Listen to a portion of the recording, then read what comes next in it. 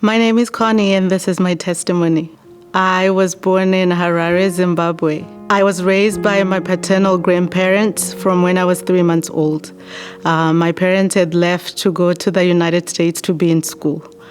So I grew up on a farm, running around, being outside, doing the crazy things kids do. And my grandmother, without fail, every Sunday, we were at church. Whether you like it or not, you were going. So I was in church from very young. When I was about 9 years old, I fell sick.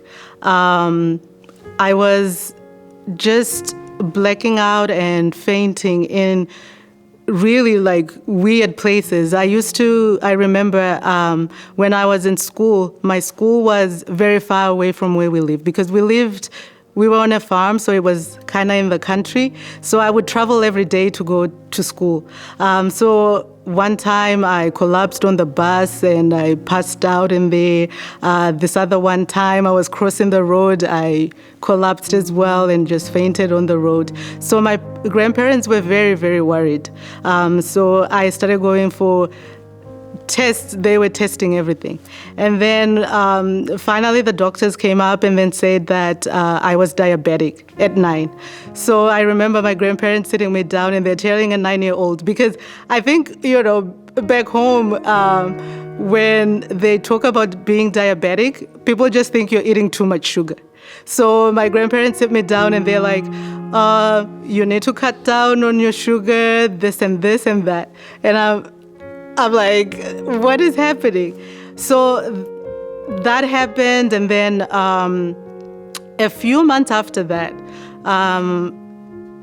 everything just stopped. Like the collapsing and fainting and everything just stopped. I went back to the doctors, they ran the tests, they couldn't find anything. I didn't realize it then, but in hindsight, for me now, when I look back on that, I know God supernaturally just healed my body.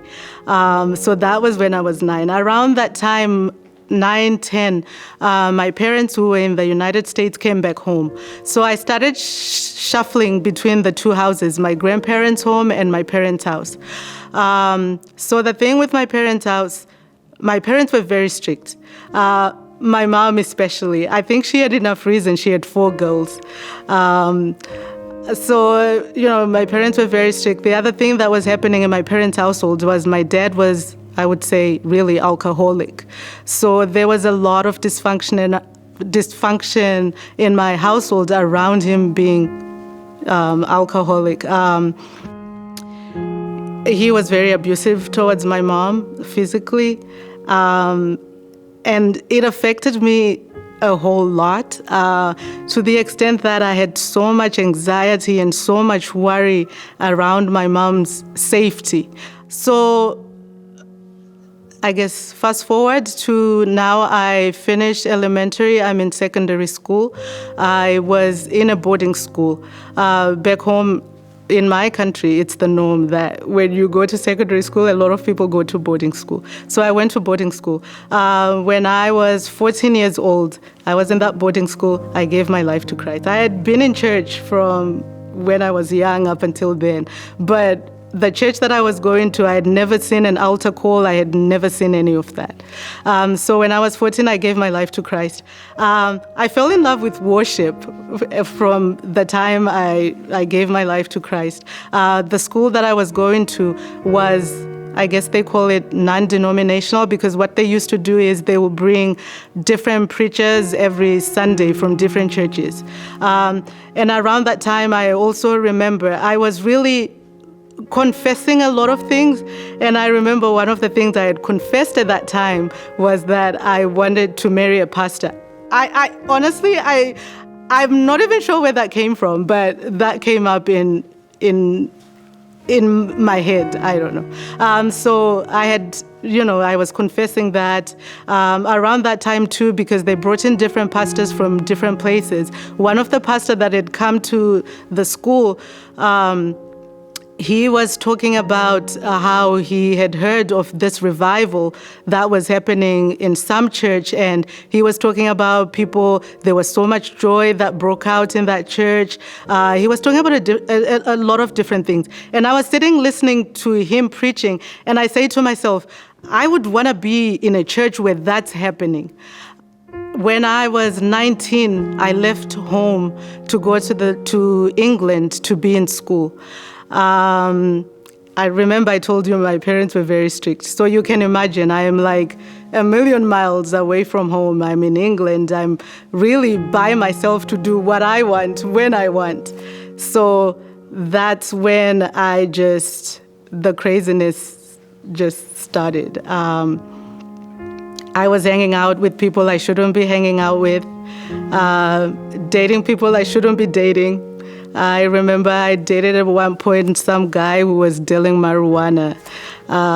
Just a lot of partying and just enjoying, I guess, that college life and just doing all sorts of things. And I guess at that point, church was really, I wasn't even going to church. I was just enjoying the party life. On Sunday, I really was just recuperating from the shenanigans from Friday and Saturday. So that became my life, just partying and just, I guess being in school and partying. That was my life around that time. Somewhere around maybe my third year, there was, because, you can party as much as you want, but for me, having grown up in the church, there was that desire and emptiness that I felt. It's an emptiness you can't numb by partying and doing all the craziness that I was doing. So by the time I finished being in college in England, my parents had moved back to the United States. So they were in Dallas at that point. So when I finished, when I graduated, I went to Dallas. I got to Dallas. I was really, honestly, just trying to find something, just feeling a lot of I think, emptiness and just trying to fill those voids. So I started dating a guy, ended up getting pregnant by that guy. And, this guy was telling me, I was new to Dallas, so obviously he knew that. So he was telling me all sorts of craziness and just promising a whole lot of things. So here I am, I'm now pregnant. So, all this time he's telling me all these sweet nothings, I want to marry you and all this other stuff. So I'm like, okay, I'm pregnant. Now is a good time for you to marry me. So he clearly wasn't ready for that. Because if someone is ready to marry you, they will just ask you to marry them. Essentially, I was telling him, you need to marry me because you've made me pregnant. And that's what happened. Finally, he gave in. He was like, okay, this is what you want. Okay, here you go. Ladies, don't do that. It was just downhill from that point because we had the traditional wedding where he pays a bride price to my parents. He did that.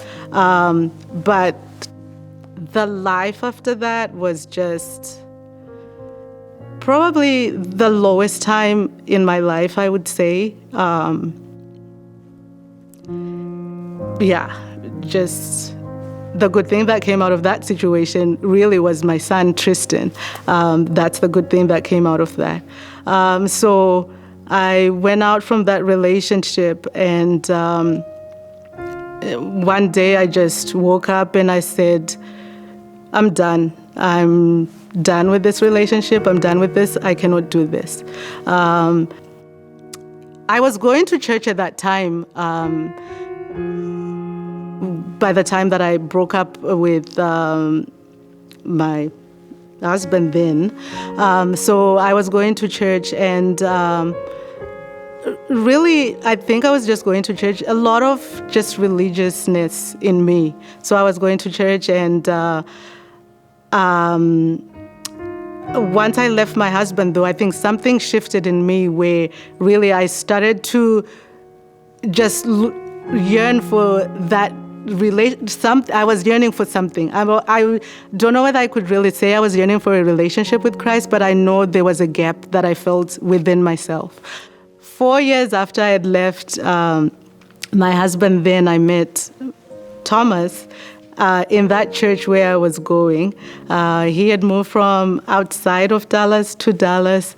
That's where we met. We got married in that church, and then we moved to Canada.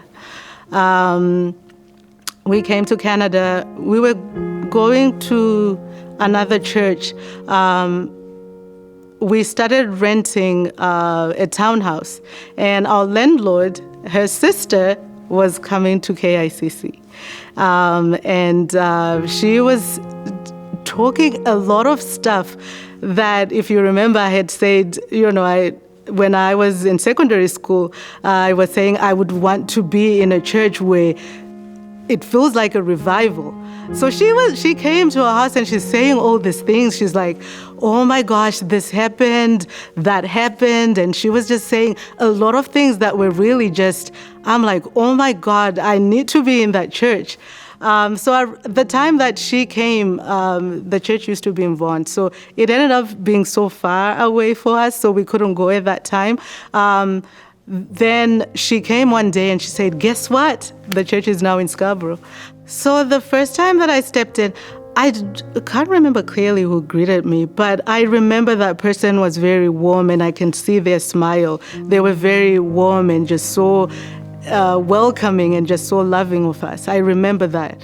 And I walked in and the atmosphere was just, I don't know, electric maybe is the word for that. The atmosphere was so charged. And it's like they had me at hello. And then once worship started, I told you, worship is my thing. I just love worship. And here, worship is, they make a big deal out of worship, which really just grabbed my heart. And worship happened. I was so just engaged and into it. And then Pastor brought the word. And when Pastor brings the word, it's fiery, it's convicting. I think from the very first time I stepped into the church, he started dealing with my religiousness and just confronting it like head on. I carried a lot of, I probably didn't even realize it until I had gone to there was a fire starters class that was happening, and Pastor Asif was preaching, and then he said something along the lines of, if you have forgiveness, we're going to deal with it today. And he started praying.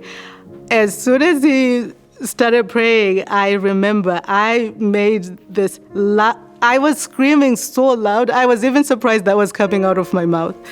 So I went through deliverance, and I will tell you, since I came to this church, I told you I was very religious. The type of religiousness where, beginning of the year, you're doing 10 days. I used to fast and pray for everything. I'm telling you, everything. I was fasting and praying like a lot. I think that's something we get from the African church. It's a lot of praying and fasting, just like begging God, like literally, please, please. And then, he was dealing with all that. So a lot of religiousness that I had to let go of. But once, I started just listening to his words and what he was saying, a lot of stuff started just breaking out in my own life. I feel very, very empowered in terms of, in a lot of ways, honestly, I don't know if people know, but I'm very shy. I really am. But I feel so empowered and so confident to walk to people. There are things I wouldn't do, even just like, I think when I was growing up, I was very sheltered. You would maybe say that. I was very sheltered. And, I told you I grew up with my grandparents for the most part. And in my culture, children are seen most of the time and not heard, So I grew up very shy and I was very sheltered in that sense. So when I came here, I feel, maybe people look at me and they think, oh, this girl, she doesn't like to greet people or whatever. But even that for me now, I have really, really changed. I can actually walk up to people, introduce myself, say hi. I can, even having the confidence for me to pick up the phone and call someone and say, I'm going to pray for you. All that is big. I just feel God's goodness and His grace and His love and kindness so much on my life. And I have so much faith in what God is doing in and through my life. Just so many changes have happened. I preach a lot to my sisters, believe you me, because I have 3 of them. And literally, I hear the word here and I take it to them. And I think in a lot of ways that has really honestly begun to change even their lives and how they look at things and how they see things, because I'm consistently talking about what happens in this ministry. They probably know Pastor maybe more than more people know Pastor in this church, because sometimes when I call, they actually ask, how's your pastor doing? That's how much I talk about this church and the things that are happening in this church. I literally wish I could transplant this church from here to Dallas where they are. So for me, I just thank God for His goodness and His grace. And I know for sure, without a shadow of doubt, for me and my life, I know God to be a God of second chances, because my life has clearly been all about God's second chances in my marriage, in my life, in everything that I've done. God has been so good and so gracious. So God bless you.